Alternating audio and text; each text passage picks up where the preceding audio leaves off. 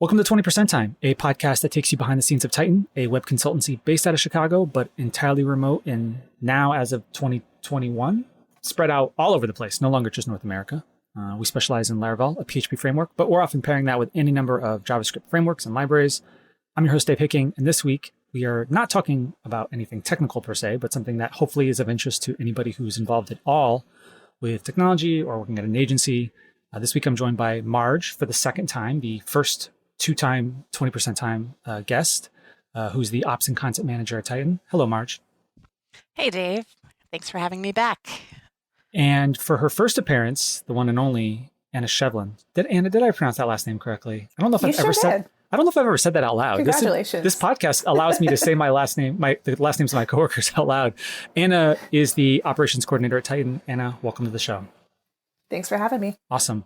So for people who haven't had a chance to, well, actually, no one's heard Anna on a podcast yet, but for people who haven't interacted with either of you two online or anything like that, do you two want to say a quick little something? Who are you? What do you do? I will go first. I'm Marje Holmstrom-Sabo. I kind of do a little bit of everything at Titan. I think that's just what I'll leave it at. I love it. Coordinate people and business things. Excellent. And I'm Anna Shevlin. I'm the operations coordinator here at Titan, and I help Marge do a little bit of everything here. Just people, business, working with clients, whatever people need. Also podcast support. And podcast support. And on-sites, which is what we're talking about today. Titan has done on-sites, which we're going to talk about, like, what is an on-site just a second for a little while. I want to have the two of you on today because we have our company on-site coming up next week starting, which is exciting. It is. So let's start first with the idea of an on-site because we talk about it all the time at Titan. It makes sense to us, but most people have hopefully heard the term off-site. So let's start first with an on-site. What exactly is an on-site? All right. So when you hear off-site, that is in the context of a traditional company where everybody is always together in the same workplace already. So they go off-site, meaning they leave the place that they work all the time and go somewhere else to do planning retreats or team building activities, something fun, fancy dinner, who knows, something like that. So it's an off-site because you're leaving the place where you usually work. Titan, it's the reverse. Everybody's already remote and nobody works in the same geographic or physical location except for Slack, which is virtually the same co-location. So we call it on-site because we are all going to the same place in an on-site location, and we are all co-located together to do things like team building, strategic planning, thought processes, and building dev structures and systems. So we call it on-site because it is literally the one time everybody in the company is in the same location together. So before we even get to the idea of a virtual onsite, which is what's really going to blow, well, it sort of blows your mind if you try to think like, wait a minute, how can you be virtually on site? But before we get there, so way back in version 1 of my time at Titan, when Titan was much, much smaller, I helped plan on sites, and that was a fair amount of work. And we are now 3-4 times that size. So the bigger a company gets, the more complicated an onsite is to put together. And I'm sure even if folks who are listening have never been to an onsite, they've either been to an offsite or they've heard about it. And sometimes people kind of roll their eyes and, it's some company retreat or whatever. And so at any point, has there been a question of like, do we still really need this? Like, basically, this can be for either of you two. Why is an onsite, virtual or non-virtual, essential for a distributed team? I'm going to answer first, and then I'll let Anna join. Okay. Actually, this year is Anna's very first onsite, so she joined us in the interim since this one and our last one. Oh, yeah. I think, yeah, Yep. Shocking. It feels like Anna's been here forever. She's been here for a while, Yeah. but the reality is for a team of any size or shape, it is important to take the time to learn how you relate to each other in person, virtually or not. You don't get the same experiences in a remote company of team engagement or trusting your friends or knowing how tall your colleagues are. Like having that in-person meeting to kind of reset your own stereotyped expectations or biases about who are my colleagues is important. And doing that in the context of this is not a work project, we are a team. I can't think of a better way to have that reestablished sense of teamwork and community and collegial engagement. I feel like companies that of any size that don't have some kind of team building or corporate identity as a culture as a whole struggle to retain employees and struggle to have employees who are content with the work that they do and are engaged with their team and with their work and with their colleagues. Like, work should not be life, but work should also be an enjoyable part of life. And I feel like on-sites or team retreats or team building exercises are a really necessary part of that. Yeah, I would just kind of agree with everything that Marge has already said. Is just when we have grown as a company, just getting to know each other as a community, in a sense, is just important to making sure there is that trust built up between team members.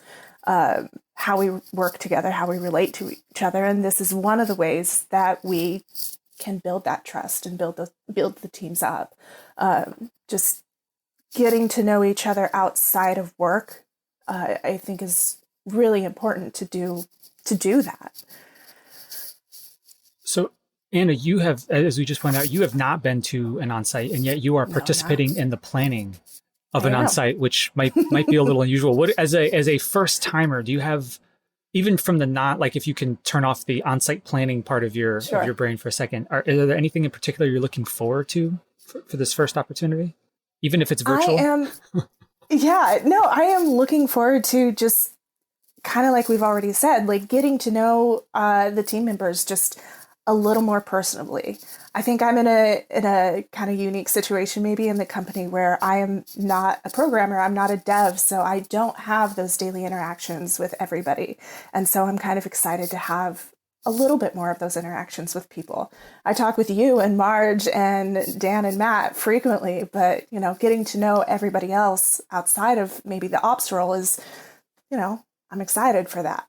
Just seeing what people get excited about, how they relate to the games that maybe we've prepared, or what gifts people have given, just to kind of show everybody their personality. I'm looking forward to that a lot. So you just teased like games and gifts. We were going to get there, but first let's no, that's okay. This is great. Okay. So we've talked about on-sites. We've mentioned that this year is virtual. What is a virtual on-site? How does that work? So this one, I'm going to take this one. Okay. A virtual on-site is what you do when there's a pandemic and no one is allowed to fly or travel. Yes. And you're like, great, how do we do this? So when we had on-site last year, we had planned it and we ended up pulling the plug about 6 weeks prior to the event, simply because COVID numbers were climbing. It did not feel safe to travel. And about a week after that, everything shut down. So it was the right call to make. We opted to keep the same timing, and we shifted the in-person planned events to a virtual version, meaning nobody traveled, but we kept the same dates and we kept the same schedule and we kept the same general intent of on-site, except we just did it via Zoom and we did it on camera. And what we learned from that is it's kind of exhausting to have 3 days of back-to-back Zoom meetings, even if it's with people that you admire and enjoy spending company with. That's too many days. Yeah. And so with this on-site, we were looking at it from the perspective of, we still need to do this. We still want to do this. Usually we try to have, a 12 to 14 month separation between on-sites. This time it was 18 months, mostly because we were really hoping, things would settle down and we could do this in person. Didn't happen for lots of reasons, mostly, again, for safety. We opted to do virtual. So this year, what that looks like is, again, we're not having the full team travel, but we also decided we don't want to have our on-site be all screens all the time. And so we have 2 days where we're just telling people, go have an adventure. Get away from your computer, go play outside, have an adventure, even if that adventure is, I'm going to sleep in a hammock or I'm going to take a nap under a tree.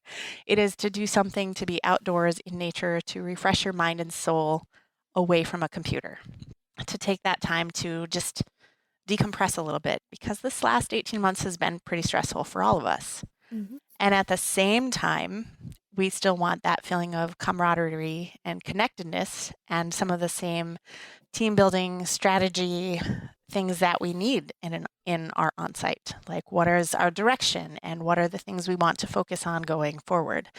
And so we have one day, just one day instead of multiple days, where we will all be together in synchronous Zoom meetings.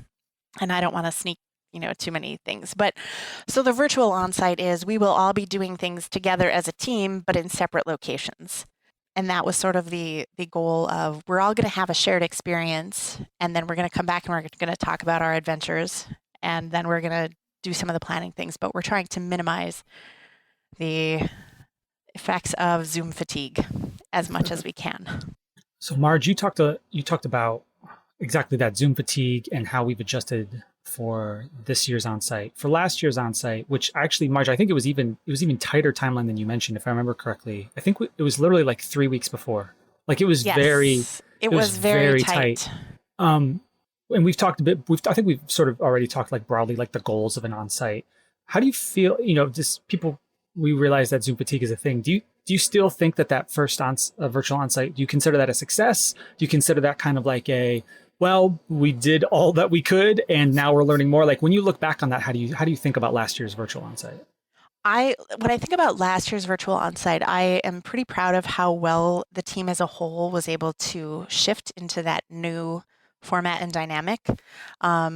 I think we learned a lot from it, but I also know based on that experience, I would not deliberately recreate that same experience simply because it is so exhausting to be so online all the time. And so my takeaway from that was really to say, be very mindful of here are the asks that we're going to have for folks. Build in time to that schedule and do not exceed 9 hours of Zoom calls in any one particular day, because that is way too many hours of Zoom calls. So yeah, that I would say is the biggest takeaway. In terms of how we handled it, I'm still very proud of the team for being able to shift as quickly as we were able to from an in-person format to a fully online and virtual format. It was not an easy task, but I think we managed to capture most of what we needed, even though we all still feel that loss of in-person time. So both of you are involved in the planning for the virtual onsite. Can you both talk a bit about exactly what goes into trying to put this together? There are lots of, I'm pretty sure we've even talked about it before at Titan, lots of articles or blog posts, how to run a company offsite retreat, all that kind of stuff. Virtual onsite's a little differently. How early do you start planning? What do you have to get buy-in from bosses? How do you go about getting feedback? Like all that stuff. Can either one of you talk about a little bit about sort of planning? Anna, I'm going to let you go first. Okay. We started planning. Geez, how far in advance did we start planning? I feel like we've been planning since the beginning of the year. Yeah, I was going to say 7 or 8 months out at this point. And we knew this one was just going to be different for, pandemic and all those reasons that Marge has already talked about. So for this, it was a lot of trying to figure out what do we need as a team. We know that we want to be present together for at least one day, but as a team, what do we need as a whole? So that was kind of the idea that we started with, of just figuring out how do we do this. So like, as Marge said, that we are not on screen for 9 hours for 3 days or whatnot. And so yeah, we started planning just with that in mind. I think we started reaching out to the bosses, just what we needed in terms of how many days that we see this going. Right. We reached out to the team of when a good time is that we see this happening, and then what are some things that they see as just connecting, good ways to connect with each other. Marge, what else do we have? I would say that the earliest stages of planning are really, as Anna said, figuring out what do we need from this, and then I think the biggest logistical challenge for a virtual onsite is finding dates that work. And so the hardest part was actually sending out a doodle to the team and saying, "Hi, tell us what days you could do this, or what days will definitely not work," which is another reason this landed in October, because summer was just terrible between kids being not in school and everybody scheduling vacations. And then Titan also offered restorative Fridays over the summer, which meant people could choose the option of working 20% time or taking the time off just to catch up on life or their own wellness needs. And so the initial phases was really just what timing makes sense and what works. And then once we had that in mind, making the proposal of, okay, in terms of agency needs, if we schedule it over this time, we can have 1 week that's fully billable and 1 week that's, a mostly billable week. So trying to schedule it in ways that don't impact our bottom line or our clients too heavily. Because that's also one of the trade-offs of onsite is a lot of times if you are choosing to prioritize team building and team connection and corporate and business culture needs, that is sometimes at the expense of your bottom line. And so that's one of the trade-offs agencies do have to be aware of and pay attention to. And so that's one of the things we looked at as well. And then going forward from there is how do we recreate some of those in-person connections in a virtual onsite, in a virtual way? How do we have activities that help us feel connected to each other? And so planning that one was actually one of the more fun things for me this year is like, how do we do this? And we came up with the idea of a secret sender, which is along the lines of a secret Santa. And so I think this might be one of the things that I hope we can do going forward, even in person, like, okay, we're doing a gift exchange. Here's the parameters. And so we got buy-in from the bosses to say, okay, we want to budget that everybody gets this amount of money and this amount for shipping. And you're going to get a name assigned and you're going to send them a present that represents you and where you're from. And I'm very excited about this and I really hope it works. I don't know yet because this is next week and we'll find out how it goes. We will. Marge, can I just tell you the stress that this has caused? Yes, we've heard that from folks. We have. It turns out I can't ship like New England clam chowder in a box. That doesn't really. I mean, yeah, did it overnight. I'm not going to send a can, but like piping hot clam chowder in a box doesn't really work. Can't send New Haven style pizza. I can't send lobster Dave, what you need rolls. to do is just write a handwritten coupon to say may be redeemed for New England clam chowder when visiting the Hicking. I will reveal a spoiler, which is that because our team won't hear this until after onsite, so we can reveal all the secrets on this show. Don't wonderful. worry. Oh, that's great to know. My sender, I will actually be seeing in person as a part of the adventure. And so I'm actually going shopping for mine this weekend because I'm a last minute person apparently. And then I will deliver it I will be hand delivered. It's just an extra special touch right there. Well, it's also the chaos of, COVID era shipping and how long is it going to take and everything else. But yes. Okay. So we've got Secret Sender. We talked earlier maybe about games. So I guess like overall coming into this, one thing I wanted to ask you to, and I think we're kind of getting there, but I'll just say it explicitly, which is for me, one of the great things I love about being in person at an onsite is it's some of the stuff we talked about. Like it's getting to know your coworkers better, but it's actually like seeing them as a 3-dimensional person, right? It's, you get off the plane and you're like, oh, I didn't know you were 6'2", or, oh, wow, you have an energy I didn't even realize because Zoom is Zoom and it's 2-dimensional. Virtual can't replicate it, but it can do other things and it can get at that goal. So some of the ways we're trying to make that happen sounds like we've got Secret Sender, which is a cool way for people to share a gift with folks. I heard games. What else? What do we have cooking? What's going on? So I can start with this one. So like we've mentioned, we've got Secret Sender. So the idea behind that is to send a gift to someone that represents your area or region, or even just a place that you have lived that means a lot to you. So it's a way for people to get to know you and how you relate to where you live or where you have lived. We are doing a few scavenger hunts, or we'll have a scavenger hunt list so that people can participate that over the weekend and the few days that we are taking off, just as, a fun way for people to interact with each other, just on Slack. We are, one of the things that we're doing is giving Thursday and Friday off so people can get away from their computers. But we also still want people to interact with each other. So that's why we're doing the scavenger hunt. We've also created a Spotify playlist called Emergency Capybaras. So people can also listen to that together. It's a deep Titan cut right there. It's very deep Titan cut. It's very great. I'm loving it. And then on that Monday, we're going to gather back together and we are sharing the gifts that everybody has received. We're going to just share a few facts about ourselves, just as a way, because again, we've had quite a few people on board since the last onsite, and so we realized we need a way for people to get to know each other, and so we're doing a few.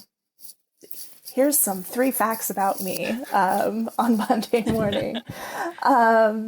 And then we are doing games. We're the last thing that we're doing is breaking out in game rooms just as a way for people to relax and just, they're all going to be online, but it'll just be another way for people to connect. So those are some of the things, the fun things that we have had planned on Monday when we all gather together. Yeah, and to add to Anna's point, in looking at the numbers, the number of people who have been to an onsite and the number of new people who have not been to an onsite is equal. That is the amount of growth that we've had over the past year. Essentially equal numbers of old-timers and newcomers.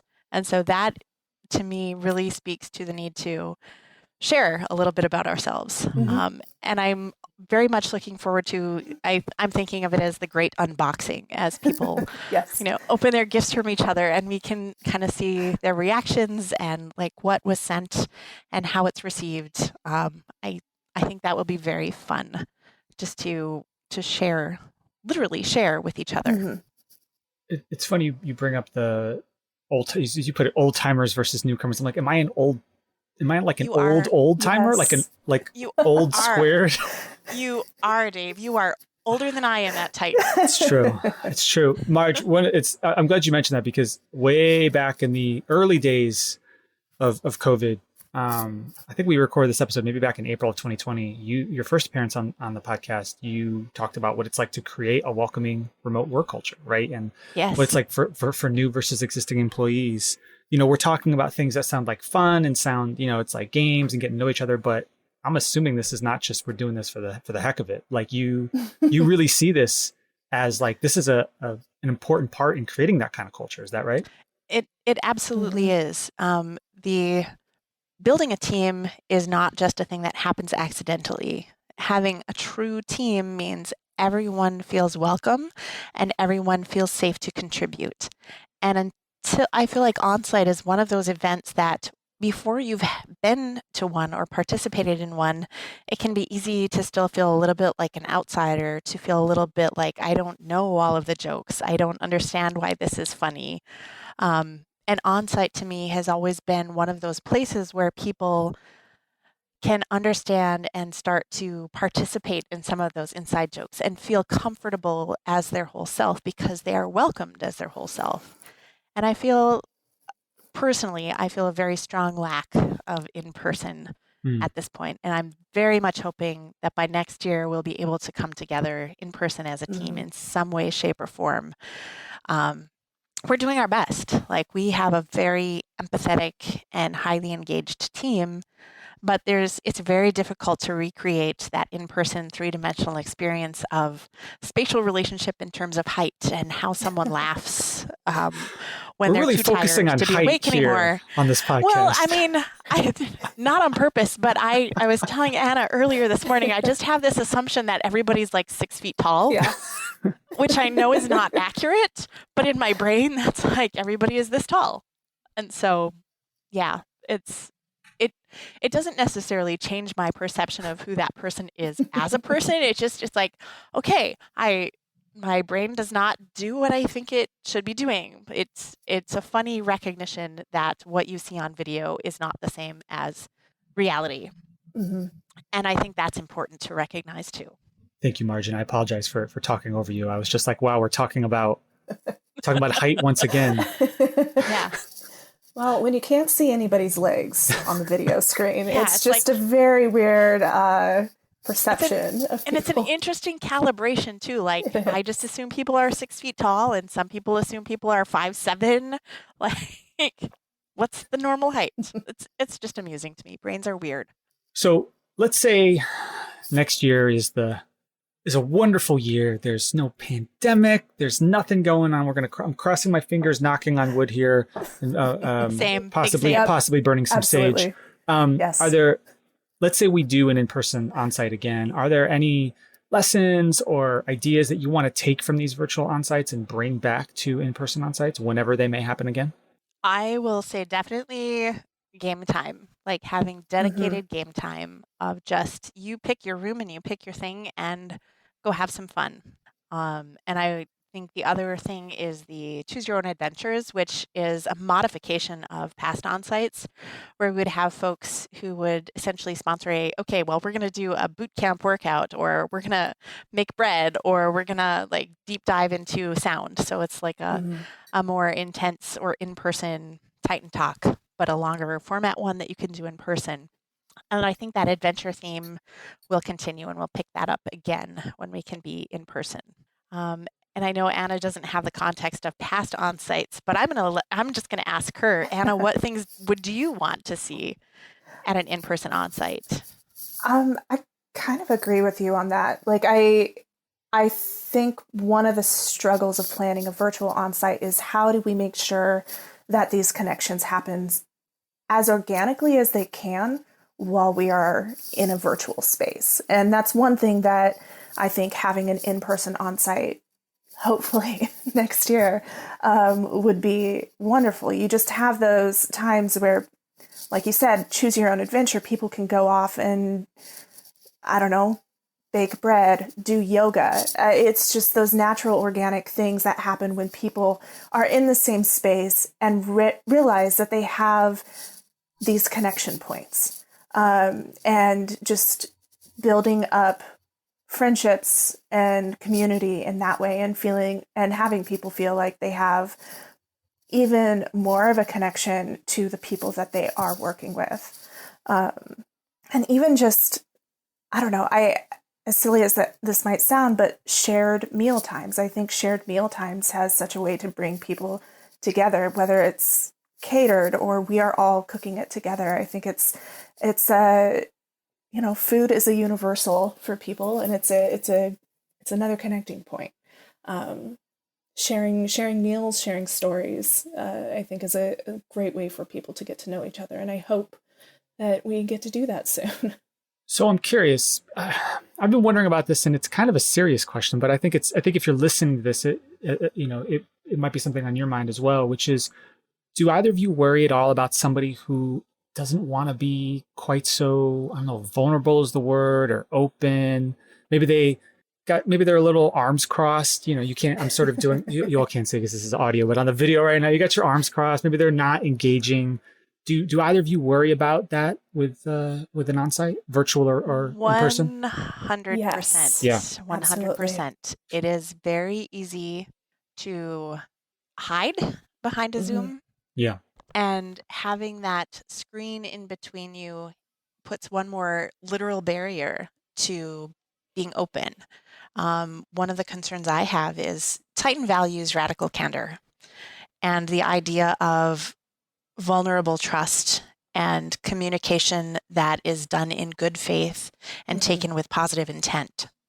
And we can say those things and we can model those things. But if you have never worked in an environment where those are valued communication skills, it's terrifying. Yes. Terrifying. Absolutely. This is not understatement or exaggeration, to practice those skills. If you are coming into an environment where this is normal, but you've never done it, it's really scary. And doing that to a computer screen versus a person is a completely different experience. And so that's one of the things I'm very cognizant of. And also the awareness of people vary on their introversion versus extroversion. Absolutely. And so some people it's going to take a lot more for them to participate willingly because they're introverted, and all of a sudden, instead of it being a pairing session with 2 people or maybe 3 people, it is suddenly I am in a Zoom room with my entire group of colleagues, and I've only worked with 2 or 3 of them once or twice because that's how new I am. And so those are things that I really think about a lot in terms of creating a welcoming culture. How do we reduce those barriers? And why I very much hope that by next year we can be in person.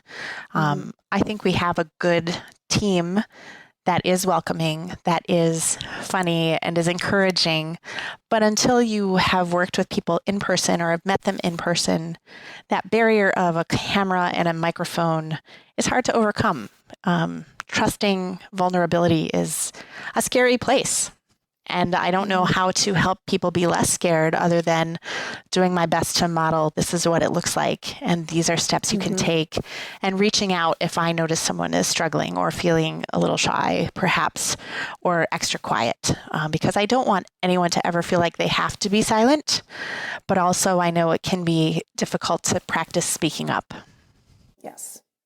I would agree with all of that. I think especially I'm very much an introvert, and so making sure that I am stepping out of my comfort zone is very daunting sometimes. And I know that we have a very good balance of introvert to extrovert in Titan, and so making sure or rather just thinking how to make people comfortable in this space. And as we are in this virtual space, I think that's part of the reason why we are having so many, I guess, breakout game rooms at the end. We want someone who maybe is a bit more shy to feel comfortable in at least one of these spaces. They can participate, they can contribute in a way that they are as comfortable as they can be in this area, whether or not they know people very well.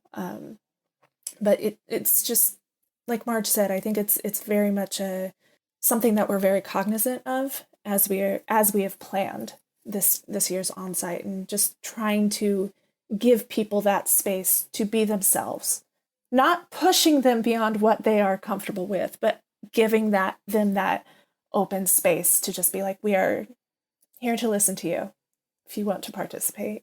Okay, let's wrap up with one last question, which both of you, whatever, can tackle this, because I think this would be interesting. So I'm assuming everybody who's listening to this is now super psyched. They're like, I need a virtual onsite. Maybe they work at a distributed company like Titan. Maybe it's a hybrid company.